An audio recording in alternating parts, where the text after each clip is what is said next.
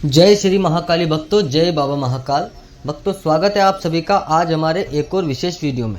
भक्तों, आज हम बात करने वाले हैं कि अगर माता की शक्ति या माता की कोई जोगणी या माता की कोई यक्षिणी या स्वयं माता आपके ऊपर कृपा करती है, आपके शरीर में उनकी यक्षिणी वास करती है, उनकी जोगणी वास करते हैं, तो ऐसे कौन कौन से संकेत हैं जिससे आप ये पहचान सकते हैं कि माता आपके ऊपर कृपावान है। ऐसे ही कुछ संकेतों के विषय में आज हम जानकारी देने वाले हैं। इस चैनल पर हमने इससे पहले ऐसे कई वीडियो बनाए हैं जिनमें हमने आपको संकेत बताए हैं, लेकिन फिर भी आप कमेंट में पूछते रहते हैं तो हम आपको बार बार अलग अलग प्रकार के संकेत बताते रहते हैं।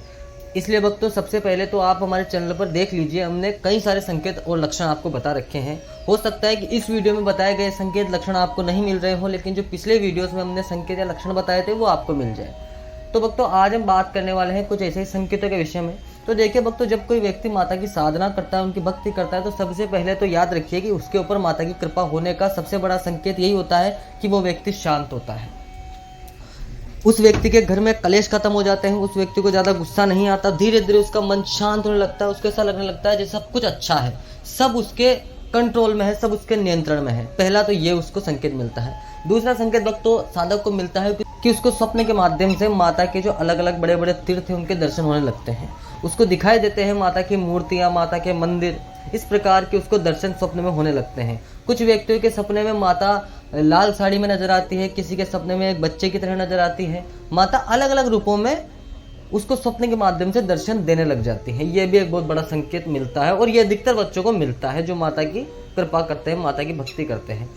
तीसरा संकेत भक्तों व्यक्तियों को क्या मिलता है कि जब वो स्वप्न के माध्यम से सोते हैं और जब उन्हें नींद नहीं आती, याद रखिए सपना नहीं, जब वो सोते हैं उनको नींद नहीं आती, तो उनके जो कान है उसमें उसे पाइजेब की आवाज आती है, चूड़ियों की आवाज आती है, पायलों की आवाज उसको आने लगती है।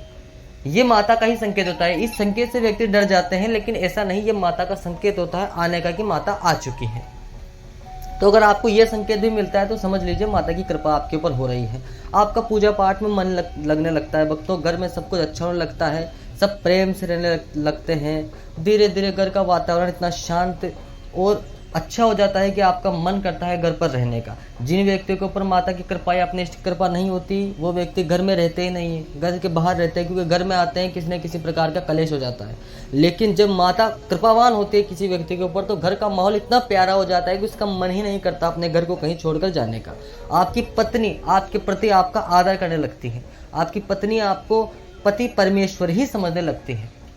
याद रखिए, ये भी एक बहुत बड़ा संकेत होता है माता का, क्योंकि जब माता आती है तो आपकी पत्नी की बुद्धि भी वो सही करती है, वो ये समझती है कि हाँ ये मेरे पति हैं, परमेश्वर हैं। ये संकेत भी आपको मिलता है। इसके सिवा भक्तों, माता छोटी कन्या के रूप में आपको दर्शन देती है।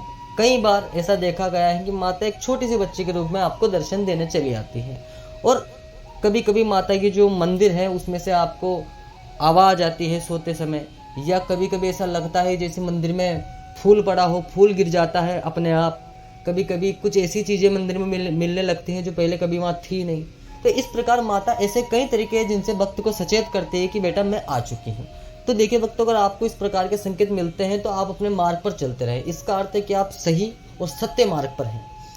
लेकिन आपको यह करना है कि ये अनुभव मिलने के बाद ये अनुभव बताने की चीज़ें नहीं होती भक्तों, ये अनुभव आपके पास होने चाहिए, अन्यथा आपको इसका दुष्परिणाम भी भोगना पड़ सकता है। अगर आप माता के अनुभव किसी और को बताएंगे कि मुझे माता ने ऐसा कहा या ऐसा हुआ मेरे साथ, तो फिर ये आपके गलती है आपकी, और आप इसका दुष्परिणाम ही भोगेंगे। क्योंकि देखिए, वो अनुभव आपके लिए है।